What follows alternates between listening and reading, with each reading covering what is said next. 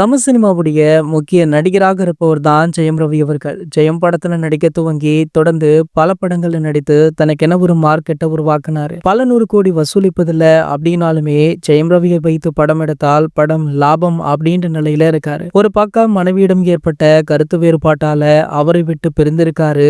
ரவியும் அவருடைய மனைவி ஆர்த்தியும் மாறி மாறி சொல்லிக் கொண்ட புகார்கள் பரபரப்பை ஏற்படுத்துச்சு. இன்னொரு பக்கம் பாடகி கெனிஷா அப்படின்றவரோடு நெருக்கமானாரு ரவி அவர்கள். இந்த நிலையில தான் ரவி அவர்களுடைய நடிப்புல உருவாகியுள்ள பராசக்தி திரைப்படம் இன்று காலை உலகம் முழுக்கவே ரிலீஸ் ஆச்சு. இந்த படத்துல ஹீரோ சிவகார்த்திகேயன் அப்படின்றது போல காட்டப்பட்டாலுமே உண்மையிலேயே சிவகார்த்திகேயன், அதர்வா, ரவி ஆகிய எல்லோருக்குமே முக்கியமான கதாபாத்திரங்கள் கொடுக்கப்பட்டிருக்கா. குறிப்பாக முதன்முறையாக பராசக்தி படத்துல ரவி அவர்கள் வில்லனாக நடிச்சிருக்காரு. இந்த நிலையில படம் பார்த்துவிட்டு வெளியே வந்த கெனிஷா செய்தியாளர்களிடம், ரவிக்காக மட்டும்தான் பராசக்தி ஓடும், என் கண்ணுக்கு வேற யாருமே தெரியல, அவருக்காகவே இந்த படம் பண்ண மாதிரி இருக்கு, இந்த படத்துல அவர் தான் நம்பர் 1, செகண்ட் ஹாஃப்ல அவரை தாண்டி படமே கிடையாது அப்படின்னு பேசியிருக்காங்க. ஏற்கனவே இந்த படத்திற்கு ஒரு சில நெகட்டிவ் கமெண்ட்ஸ்களுமே வர நிலையில கெனிஷாவுடைய கமெண்ட் சிவகார்த்திகேயன் ரசிகர்களுக்கு அதிருப்தியை வெளிப்படுத்திருக்கு. ஆகையால சிவகார்த்திகேயன் ரசிகர்களோ இந்த படத்துடைய ஹீரோ சிவகார்த்திகேயன் தான், அவரை ஹீரோவாக வைத்துதான் படத்தை ப்ரமோட் பண்ணாங்க